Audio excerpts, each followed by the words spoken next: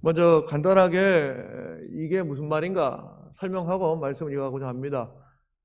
방언에 대한 얘기를 하고 있죠. 근데 이게 포커스는 아닙니다. 근데 이 얘기를 잠깐 하고 말씀을 이어가고자 합니다. 뭐냐면 공중 예배 때 방언으로 기도하는 거예요. 제가 이거 방언 기도하지 말라고 지금 설교 잡은 게 아니고 공중 예배 때 나 방언 잘하지 하면서 기도를 하는 거예요. 못 알아듣는 거죠, 성도들이. 그러면 기도하다가 우리 장로님 기도하셔서 우리가 아멘 아멘 그렇게 되기를 바라는 마음으로 이루어지기를 원합니다 하면서 아멘 아멘 하잖아요. 16절 보십시오. 네가 무슨 말을 하는지 알지 못하고 네 감사에 어찌 아멘 하리요. 그러니까 이 내용은 그런 내용이다. 이 흐름은 일단 먼저 설명하고 그러니까 참 덕이 안 되겠죠. 그러려면 방언은 신령한 것이나 그런 방식의 기도는 덕이 안 된다. 그 출처가 어디에 있느냐? 왜 그런 기도를 공중 예배 때 드렸냐? 우리가 생각하게 되는 것입니다. 그래서 고린도전서 13장은 우리가 이제 흔히 사랑장이라고 합니다. 저도 이 사랑장 보면 참 가슴이 뛰기도 합니다만 사랑에 대한 메시지가 강력하게 선포되고 있습니다. 혹 이제 결혼을 준비하시는 가정은 다시 한번 이 사랑장을 보시면 참 은혜가 되겠다 그런 생각도 하고, 혹 남편이 미워질 때 아내가 꼴보기 싫을 때 이 사랑장을 다시 한번 보시면 좋겠다.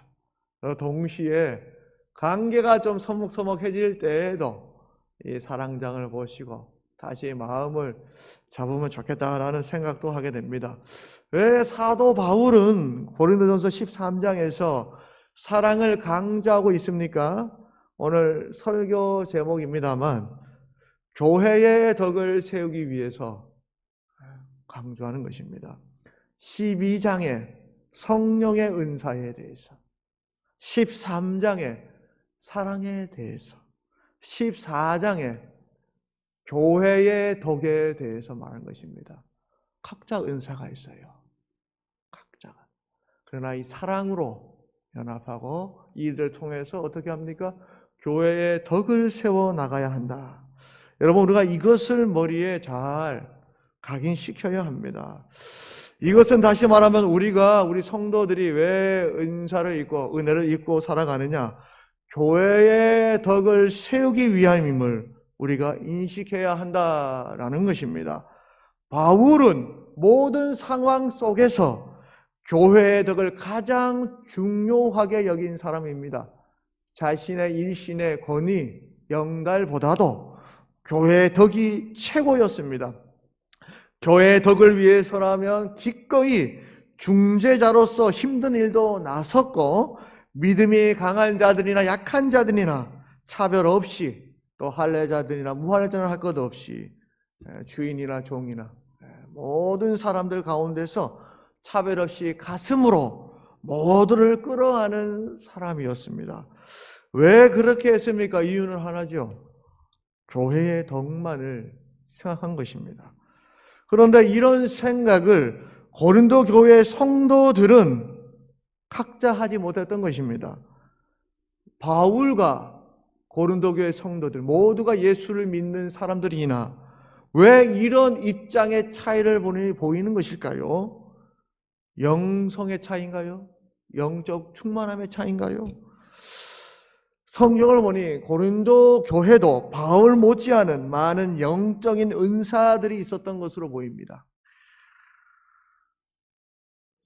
영적인 차이가 아니다라는 것이죠. 그것은 더 근원적인 차이가 있다라고 말하는 것입니다.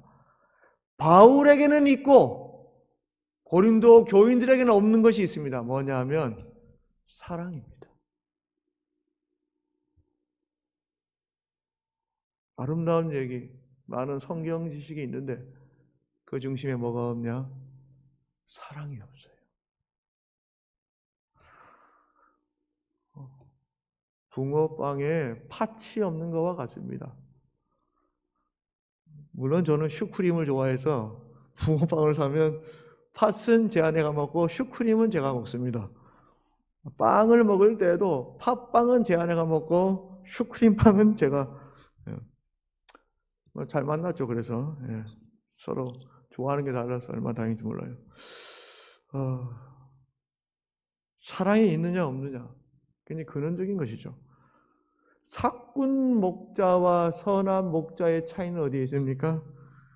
양을 사랑하느냐 사랑하지 않느냐에 있죠. 그것은 어디서 출발하면 양의 주인이냐 정말 주인이냐 주인이 아니냐에 있는 것입니다. 여러분이 교회를 다니는 이유를 우리가 여러 가지가 있겠으나 가장 중요한 한 가지는 뭐냐? 교회의 덕을 세우기 위해서 우리가 있다라는 것을 잊지 마시기를 주의 이름으로 간절히 축복합니다. 그런데 바울은 이러한 교회의 덕을 세우기 위해서 영적인 은사도 필요하죠. 각자 사역을 해야 되니까. 그러나 사랑이 꼭 빠져서는 안 된다. 되게 중요합니다. 오늘 말씀의 배경이 되는 고린도전서 14장에는 두 가지 덕에 대해서 말씀하고 있습니다. 어떤 덕이 있느냐? 우리 14장 4절 보시면 중반절에 자기의 덕, 그리고 밑에 보니까 무슨 덕이 나옵니까? 교회의 덕, 두 개의 덕이 있다. 자기 덕, 자기의 덕, 내 덕, 교회의 덕. 덕을 세워나가는데 초점을 어디에 두느냐에 따라 성도들이 초점을 어디에 맞추는지에 따라 달라집니다. 자기에게 맞추는 이들 혹은 교회에 맞추는 이들 이렇게 둘로 나눌 수가 있는 것입니다. 이것이 얼마나 중요합니까? 자기와 자기들이 있을 때, 자기들이 살아날 때 얼마나 많은 문제들이 생겨납니까? 이런 많은 자기들을 하나로 묶어주는 것이 바로 사도 바울은 사랑이다 말한 것입니다. 가스펠 하나 제가 불러볼까요? 이 노래를 알면 연식이 돈 되신 분입니다. 우리는 사랑, 자 아시는 분? 사랑의 띠로, 예. 손 들어줘 고맙습니다.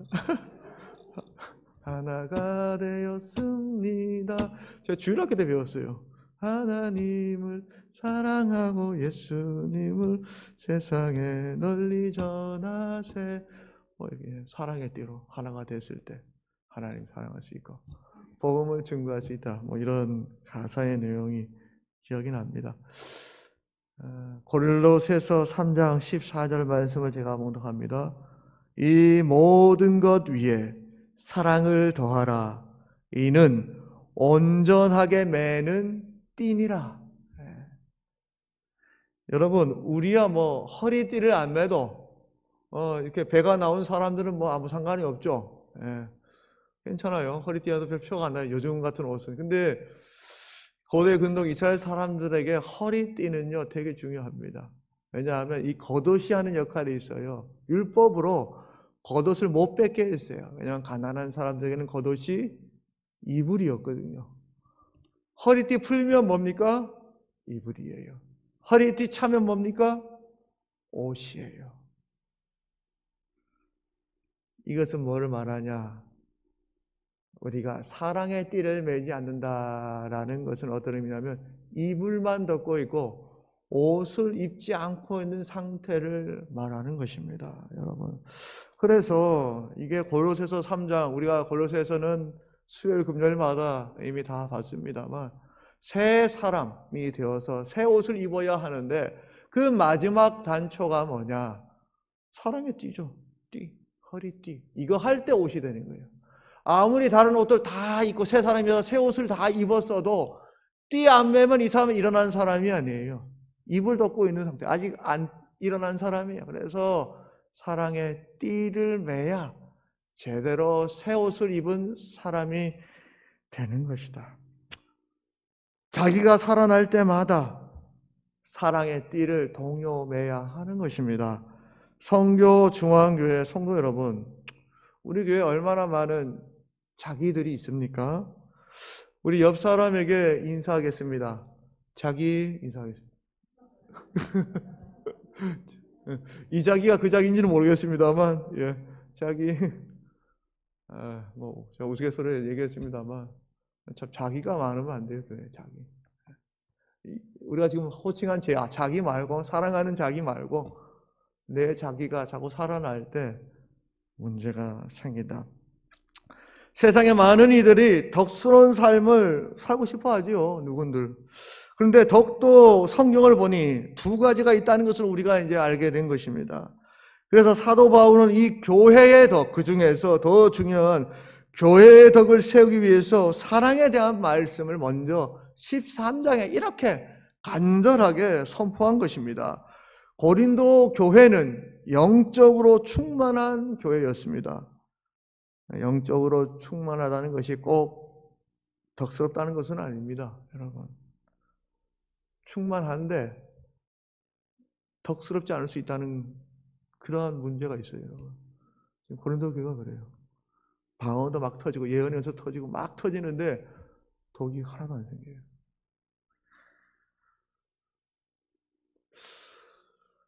영적 충만이 그래서 자기의 덕에서 시작해서 어디로 점차 나아가야 되냐면 교회의 덕으로. 내가 은혜 받았으면 그 은혜가 어디로 향해져야 되냐고 교회 전체로 퍼져나갈 때 그것이 바른 신앙의 모습이다라는 것입니다. 사랑하는 성도 여러분, 성령님께서 여러분에게 임하셔서 은사들이 많이 나타나기를 주의 이름으로 축복합니다. 그런데 나타나는 은사도 성령의 은혜에 따라서 각각 다르다는 것, 그래서 서로를 존중하고 안아주고 사랑의 띠로 하나 되는 우리 교회 되기를 원합니다. 고린도 교회에 나타난 은사는 도대체 뭐냐? 우리 좀 시간이 좀 됩니다만 살펴보자면 고린도전서 12장 4절, 5절, 6절 우리가 잠깐 길지 않습니다, 그죠? 내용이 12장 4절, 5절, 6절을 제가 봉독하겠습니다. 먼저 4절에 보시면 은사는 여러 가지나 성령은 같고, 5절 직분은 여러 가지나 주는 같으며, 또 사역은 여러 가지나 모든 것을 모든 사람 가운데 이루시는 하나님은 같으니. 여러분 잘 보세요. 같은 표현들이 계속 반복됩니다. 여러 가지입니다. 은사가 직분, 사역 여러 가지나. 그러나 그게 어디서부터 왔느냐? 그 출처를 거슬러 올라가다 보니까 어디서 왔다고 합니까? 성부, 성자, 성령 하나님. 모든 은사가 다 귀하구나. 그런데 이어서 은사를 주시는 이유, 하나님께서 사람들에게 다 은사를 주셔서 믿는 여러분에게 다 사진 잘 찍는 은사도 주시고 지원해 주시기 바랍니다. 다 은사를 주셨어. 그런데 왜 은사 줬냐?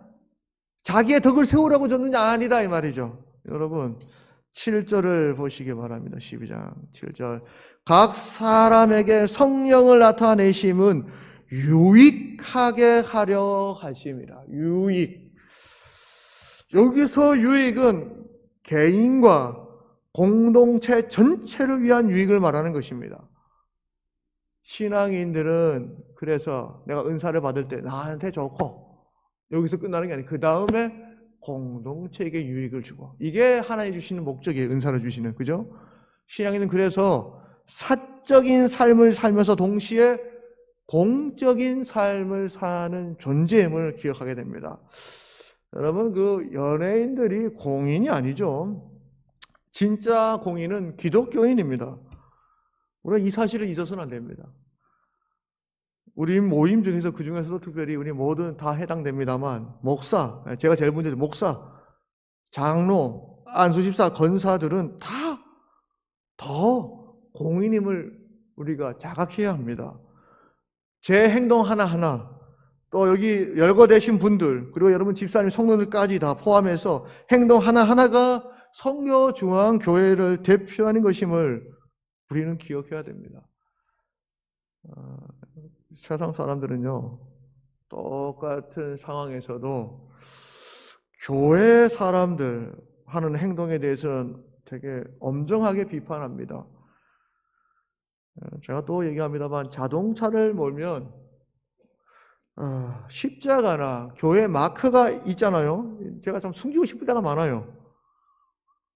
제가 뭐 운전을 이상하게 몰아서 숨기고 싶은 게 아니고, 상대가 무례하게 행동을 했는데도 응징을 못해요. 그리고 이 사람이요, 제가 뭐 보복하겠다는 뜻은 아니고요. 그 말은 무슨 말이냐면 미안해 안 해요. 뭐냐면 너 교회 차인데 어쩔 거야 이런 느낌? 그래요. 막 무리하게 확 들어와요. 그래도 아무렇지도 않아요. 그렇죠. 제가 이제 끼어들게 하면 야 교회 차가 양보하지 않고 뭐 하노? 이런 느낌이 확 들어요. 그래 저한테. 우리는 정말로 세상에 사랑의 빚을 진 사람이 아닌가. 우리는 과연 빚쟁이들이 아닌가 생각하게 됩니다. 그 사람 날 처음 봤어도 내가 그 사람에게 꼭 빚진 사람 같아요. 바울은 자신이 빚쟁이임을 알았습니다. 빚쟁이다. 사랑의 빚을 진 사람이었습니다. 그 사람은 아니죠. 그러나 누구입니까? 예수님에게 나는 사랑의 빚을 졌다. 빚쟁이입니다. 갚을 길이 없는데 어떻게 갚느냐? 바로 그런 사람들 한테 갚는 것입니다. 로마서 13장 8절을 제가 봉독하겠습니다. 피차 사랑의 빚 외에는 아무에게든지 아무 빚도 지지 말라. 사랑의 빚이라고 말했어요. 그 다음에 뭐라고 하냐면 남을 사랑하는 자. 나는 빚졌어요. 누구한테? 우리 주님한테. 내 빚은 그거밖에 없어요. 누구에게도 빚을 진 적이 없어요. 나는. 그러나 나는 사랑의 빚을 진 사람이에요. 그러면 어떻게 살아야 될까요? 남을 사랑하는 자는 율법을 다 이루었느니라. 이 말씀의 의미가 거기 있는 것이에요. 내가 하나님의 말씀을 이루어가는 것은, 빚 갚는 것은 이것이구나. 내가 다른 사람의 빚을 진 사람이라는 것을 깨닫는 것이다. 사랑하는 성도 여러분, 우리 모두는 기분 나빠하지 마시고요. 빚쟁이임을 기억하시기를 바랍니다. 이걸 잊어서는 안 됩니다. 열받는 일이 날 때마다 나는 빚쟁이고 저분은 채권자다. 안 입고 와도 저분이 내 채권자야. 그러면 어때요? 그래요. 저도 참 집 없는 유년 시절 뭐 많이 보냈어요. 저 서럽지는 않았는데 집 주인에게 막 옛날에, 요즘은 막 그렇지 않습니다. 옛날에는 이제 마음에 안 들어도 따지질 않아요. 그죠? 부당해도 우리 어머님들 세대를 보면 다 인내하시면 사지지 않습니까? 내가 빚을 졌다 생각하면 자세가 달라진다라는 것이죠. 누구 때문에? 예수님의 베푸신 사랑 때문에 내가 빚을 졌다. 아이고 내가 죄인이다. 내가 빚을 졌다. 사람 관계를 그렇게 보는 것입니다. 내 남편에게도, 아내에게도, 내 자녀들에게도, 만나는 모든 이들에게. 예수님의 비유 중에 마태복음 18장 21절에서 35절에 보면 1만 달란트 빚진 자를 탕감해 준 임금에 대한 얘기가 나옵니다, 여러분. 이 탕감받은 이가 얼마나 좋겠어요. 이제 숨이 턱 막혔다가 살았어요. 탕감을 받는다는 것은 은혜입니다. 그리고 선물을 받은 것이에요. 여러분, 우리 카네기라는 분 아시죠? 카네기의 인생론에 보면 목적을 이루기 위해서 선물하라는 말이 있습니다. 누군가에게 선물을 주면 받는 사람이 그 사람에게 빚진 마음을 갖게 되는 것이죠. 설득의 심리학에도 보면 특별히 이제 화장품 회사에서 샘플을 많이 내놓을수록 더 많이 그 제품이 팔린다고 합니다. 왜냐하면 샘플을 받으면 빚진 마음을 갖거든요. 그러면 알게 모르게 그 회사 제품을 사게 된다라는 것입니다. 그래서 저는 가급적이면 마트에 가면 시식은 안 하려고 합니다. 시식하면 미안해요. 그래서 안 사고 싶은데 꼭 사게 되더라고요. 그래서 가급적이면 안 먹으려고 일을 쓰는데 빚진 마음을 갖게 됩니다. 하나님이 우리에게 은혜를 베푸셨다. 선물로 주셨다라는 사실을 우리가 기억합니다. 그것은 다른 말로 탕감받았다는 뜻인데 그것은 우리가 하나님께 은혜의 빚을 졌다라는 뜻이기도 합니다. 그런데 마태복음 18장에는 1만 달란트 탕감받은 자가 이 은혜를 망각하고 100데나리온 빚진 동료 한 사람에게 은혜를 베풀지 못하는 장면을 우리가 보게 됩니다. 여러분 보세요. 임금이 베푼 은혜, 자신의 삶이 따로인 것인가? 얼핏 임금에게 탕감받은 것이나, 그래서 내가 임금에게 탕감받은 것이지 저 동료에게 은혜 받은 건 아니잖아요. 그래서 1만 달란트 탕감받은 사람이 동료에게 야 내놔 빚 독촉하는 것은 정당할 수 있겠습니다. 그죠? 사실은 이 사람하고 내가 탕감받은 사람은 다른 사람이니까 그러면 이게 정당하죠. 정당합니다. 그런데 예수님은 그렇게 보지 않는 것이죠.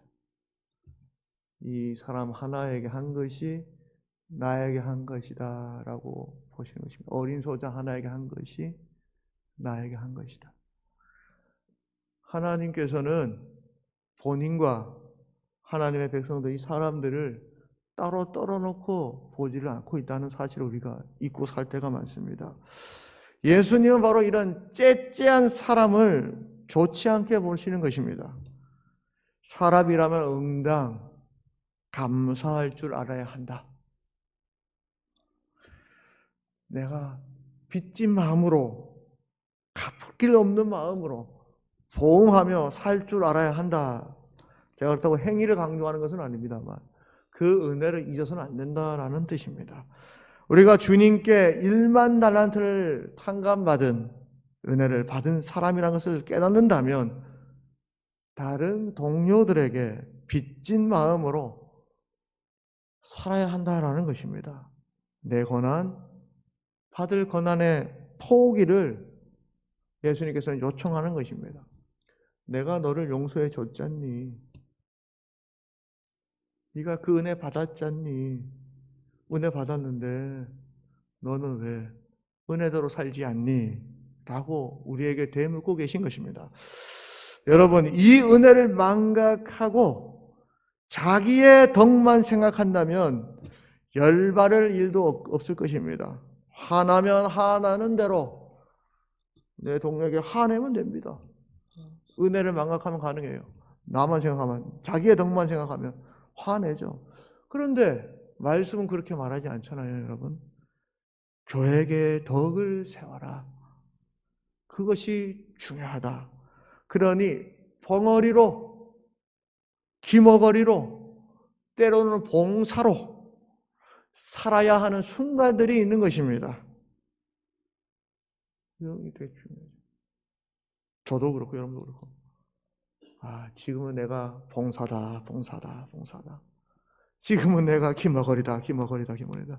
내가 확 올라오는데, 아이고, 지금은 내가 벙어리네. 저만 하면 민망하니까 같이 망가져 봅시다. 따라하겠습니다. 봉사다. 안 하시면 저만 창피해요. 자, 봉사다. 자, 나는 기머거리다. 자, 나는 벙어리다. 여러분, 이거 왜 이렇게 합니까? 하나님 때문에, 주님 때문에. 그렇게 생각하니까. 부부지간에도 마찬가지죠. 불신자 남편, 아내 두신 분들 있지 않습니까? 여러분의 사적인 삶 얼마나 감찰당합니까? 불신자가 아니어도 감찰당하지요? 예. 당신이 그러고도 집사야. 당신이 그러고도 목사야. 목사야 하면 저희 집인데. 자. 그러면 참. 배우자면 좀 나은데 아들, 딸들이 여러분, 그러고도 건사라고 할 수 있어요? 라고 물으면 도대체 우리는 어떻게 해야 됩니까? 여러분, 연예인들 공인도 아닌데 공인인 것처럼 살지 않습니까? 행동 하나하나 다 조명받고요. 감찰당하고요. 본인 마음대로 성질대로 행동 못해요. 벙어리, 기머거리, 봉사로 살아야 됩니다. 그런데 그보다 더한 우리가 어찌 보지 말아야 될 걸 보고 듣지 말아야 될 걸 듣고 말하지 말아야 될 걸 말하며 우리 화낼 만한 일도 아닌데도 화내면서 사랑합니까? 그러면 안 된다 이 말이죠. 하고 되게 중요합니다. 성부, 성자, 성령 하나님이 주신 은사 중에 어찌 1000한 개 있겠습니까? 다 같이 있습니다. 그런데 돋보이는 은사 있죠. 방언. 제가 소두에 말했습니다만 모든 앞에서 자기를 과시하기 위해서 방언으로 막 공중 예배대 기도해서 이게 뭐지 하면서 다들 당황하게 하는 그런 순간들이 있습니다. 자기 덕을 위한 것이죠. 그래서 어떤 것입니까? 너는 이런 은사 없지? 나는 있는데. 마치 아이들처럼 자기 과시, 자기 덕을 추구한 것입니다. 여러분, 사실은 이 고린도 교회에는 아볼로라는 분이 이제 바울 다음에 아볼로라는 분이 설교자로 목회를 했습니다. 이분은 제가 사도행전 할 때 잠깐 언급했습니다만 알렉산드리아에서 공부를 한 아주 굉장히 지적으로 뛰어난 사람이었어요. 깊이가 대단한 사람이었습니다. 가르치는 은사가 탁월했던 것으로 알고 있습니다. 그런데 문제는 뭐냐면 저들처럼 공중예배 때 방언으로 기도를 할 줄 몰랐다는 것입니다. 어느 순간이 되니까 방언을 못하는 목회자가 말이 돼 하면서 그의 권위에 도전하는 이들이 생긴 것입니다. 목회자의 권위가 무너지자 성도들은 자신의 목소리를 내기 시작한 것입니다. 그 순간에 뭐냐면 자기가 살아나요. 자기 오랜만이야. 자기 서로 얼마나 많은 자기들이 나오는지 몰라요. 자기 여기도 자기 저기도 자기 이 자기 저 자기. 바울은 그래서 교회의 머리는 예수님입니다, 여러분. 사랑의 띠로 메어져야 합니다, 여러분. 우리가 지체에 불과합니다, 여러분. 머리가 많아지니 정상일 수 있겠습니까? 문제는 자기가 살아나면 자기가 문제 있다는 것을 인식하지 못해요. 남 탓을 하기 시작합니다. 그래서 고린도전서 13장에 사랑에 대한 얘기를 한 다음에 교회덕을 얘기하는 것입니다. 13장 1절 제가 봉독하면 내가 사람의 방언과 천사의 말을 할지라도 사랑이 없으면 소리나는 구리와 울리는 꽹과리가 되고, 울리려면 비어 있어야 돼요. 비어 있다. 은사 있고 신령한 것 같은데 그 사람 안에 비어 있네. 꽉 차 있지 않구나. 뭐가요? 사랑이 없네. 사도 바울은 사랑에 대해서 강조하면서 사랑이 뭐냐 이렇게 우리에게 말씀하고 있습니다. 우리 13장 4절 5절 제가 봉독하면 사랑은 오래 참고 사랑은 온유하며 시기하지 아니하며 사랑은 자랑하지 아니하며 교만하지 아니하며 5절에 무례히 행하지 아니하며. 저는 사실 이 말씀은 이게 가장 와닿습니다. 자기의 유익을 구하지 아니하며. 목사부터 그래야 되죠. 제 철학이기도 합니다. 제 유익 구하면 안 된다. 설교도 자기 입장에서 설교해서는 안 된다. 나한테 이익이 되는 설교를 하면 안 된다. 성도들을 기다리려고 설교하면 안 된다. 제 철학입니다. 성내지 아니하며. 이건 제가 좀 잘 안 됩니다. 근데 저도 더 좀 그러려고 애쓰려고 애는 쓰는데 참 저희가 젊다 보니까 참 쉽지 않아요. 혹시 제가 여러분에게 그런 인간적인 면모를 보일 때마다 기도해 주시고 우리 목사님 인간되게 해주세요 라고 더 축복해 주시기 바랍니다. 그리고 악한 것을 생각하지 아니하며. 이게 사랑이다. 사랑을 기본으로 성도들은 살아야 된다. 목사부터 시작해서 모든 성도들은 사랑이 기본이다. 율법에 대해서도 예수님이 뭐라고 말했습니까? 하나님 사랑하고 그와 같이 이웃도 사랑하라 말하죠. 사랑이다. 사랑해라. 14장 12절 이렇게 말합니다. 그런즉 너희도 영적인 것을 사모하는 자인즉. 이런 영적인 거 다 사모하죠. 다들 신령한 삶을 살기를 원합니다. 그러면 이렇게 말하면 네가 만약 그런 사람이라면, 사모하는 사람이라면 교회의 덕을 세우기 위하여 그것이 풍성하기를 구하라. 이 영적인 것을 왜 사모하냐? 교회 덕 세우기 위한 것이다. 이거 잊어서는 안 된다. 제일 중요합니다. 목사 왜 세웠냐? 교회 덕 세우기 위해서. 장로님, 권사님, 집사님 왜 세웠냐? 여러분의 자기 덕 아닙니다. 교회를 세우기 위해서다. 그러면 우리의 자존심, 생각은 안 중요하다. 뭐 중요합니까? 교회만 바로 설 수 있다면. 사도 바울은 박해 현장에서도 그러한 마음을 끝까지 놓치지 않았다라는 것입니다. 그 중에서 방언에 대한 말씀을 특별히 강조하고 있습니다. 그래서 여러분 혹시 방언 기도하시는 분들이 우리 교회도 많은데 제가 방언 기도 하지 말라고 하는 거 아닙니다. 제가 서두에 말했지만 공적인 예배에서 대표 기도를 했다는 이게 문제는 것이지 그건 신령한 것이기 때문에 여러분 부담 가지 마시고 새벽 기도회나 여러분 삶의 자리 기도하실 때 방언으로 기도하시는 것은 좋다. 신령한 것이다. 근데 왜 이게 문제냐? 자기의 덕을 세우고 교회의 덕을 세우지 않기 때문이다라는 것이죠. 그래서 이 말을 하는 이유는 이제 또 아볼로 목회자를 위한 또 배려이기도 한 것이죠. 19절에 보시면 이렇게 말합니다. 그러나 교회에서 네가 남을 가르치기 위하여 깨달은 마음으로 5마디 말을 하는 것이 1만 마디 방언으로 말하는 것보다 나으니라. 교회에서 말하죠. 대중 앞에서 방언기도 1만 마디 하는 것보다 남을 가르치기 위한 복음의 정수를 깨닫도록 하는 그러한 말이 훨씬 낫다. 아볼로의 편을 들어주면서 교회의 질서를 잡고 있는 모습을 보게 됩니다. 가르침과 방언을 놓고 저울질합니다. 기준이 뭐냐면 타자에게 있어요. 다른 이들. 방언은 나에게 초점. 근데 여러분 이건 되게 중요하죠. 나서부터 시작하니까 나에게 초점. 가르치기 위한 것은 뭐냐면 다른 이에게 초점을 맞춰져 있어요. 이건 교회의 덕입니다. 이것은 뭐를 말하면 자기의 덕을 세우는 것보다 교회의 덕을 세우는 일이 더 가치 있다 말하는 것입니다. 방언은 그러면 교회의 덕을 세울 수 없느냐? 아니에요. 세울 수 있어요. 거기에 조건이 하나 붙습니다. 13절 보시기 바랍니다. 우리 13절에 보시면 그러므로 방언을 말하는 자는 통역하기를 기도할지니 말합니다. 방언과 통역. 통역 뭐냐면 이 내용을 알아듣는 것이죠. 방언과 통역. 이것은 뭡니까? 방언은 내 자기의 덕, 통역은 성도를 배려해서 교회 전체의 덕을 쌓는 것이다. 이럴 때 교회가 아름답게 세워질 수 있다.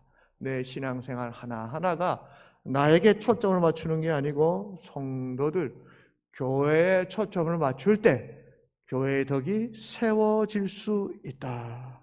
오늘 저와 여러분들이 교회의 덕을 세워나가는데 큰 역할을 감당하기를 주의 이름으로 축복합니다. 마지막으로, 진짜 마지막입니다. 덕이 뭐냐? 뭐 한자로는 다 아시겠습니다만 덕이 뭐냐? 원어로는 오이코도메오라고 합니다. 그 뜻이 뭐냐? 도움이 되고 유익이 되다라는 뜻을 가지고 있습니다. 도움이 되고 유익이 되다. 교회에 도움이 되고 유익이 되다. 성령의 은사가 먼저는 나에게 도움이 되고 유익이 되어야 되고 그 다음에 교회에 도움이 되고 유익이 되어야 참 은사다 말할 수 있다. 우리의 섬김이 교회에 도움이 되고 유익이 되기를 간절히 축복합니다. 마지막으로 우리 이렇게 재창하면서 말씀을 맺겠습니다. 이게 뭐 예전에 한번 유행했던 말인데 오늘 말씀을 한마디로 하나님께 우리 따라하겠습니다. 하나님께 복받고 복은 남 주자. 기도하겠습니다.